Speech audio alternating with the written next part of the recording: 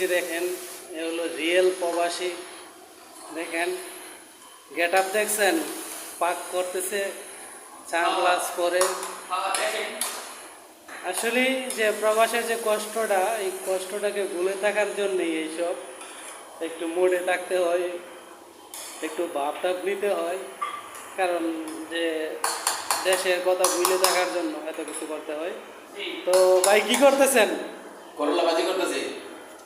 এই ছুটির দিনে করল্লা ভাজি, এটা কি পারফেক্ট? করলা ভাজি এখন করতেছি, পরে গুস্ত পাক করবো, পোলাও পাক করবো। আচ্ছা তাহলে ঠিক আছে। কালকে ঈদ, ঈদ মুবারক। আমরা সবাইকে ঈদ মুবারক। কালকে সেমাই আনছি, নুডলস আনছি, তারপরে পায়েস পাক করবো, গরুর গোস আনছি।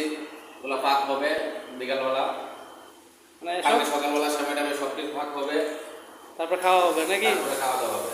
তা আমাদেরকে দাওয়াত করবেন তো অবশ্যই। ইনশাল্লাহ সবাইকে দাওয়াত করছি, ইনশাল্লাহ সবাইকে। তো যে আমার যে মানে পাবলিকদের উদ্দেশ্যে কিছু বলেন শ্রোতাদের।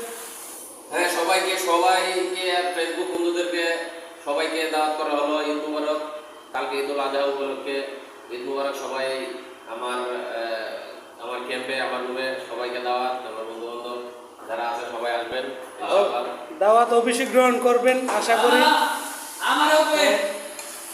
দেখেন তো ভাই কি করতেছে, করল্লা ভাজি করতেছে। করল্লা ভাজি কিন্তু হার্টের জন্য খুব ভালো, তাই না? করলা ভাজি হচ্ছে আমার একদম প্রিয় খাবার। এই জন্য আমি করলাটাকে পছন্দ করি, সেজন্য করলা ভাজি করতেছি। ঠিক আছে। তো আচ্ছা ঠিক আছে, করল্লা ভাজি করেন। আর কালকে তো দাওয়াত করছে নেই। হ্যাঁ হ্যাঁ, ইনশাআল্লাহ সবাই দাওয়াত। ঠিক আছে, তো কালকে চলে আসবো সময় মতো। হ্যাঁ? তো ভালো থাকেন, সুস্থ থাকেন। আল্লাহ হাফেজ। আল্লাহ হাফেজ।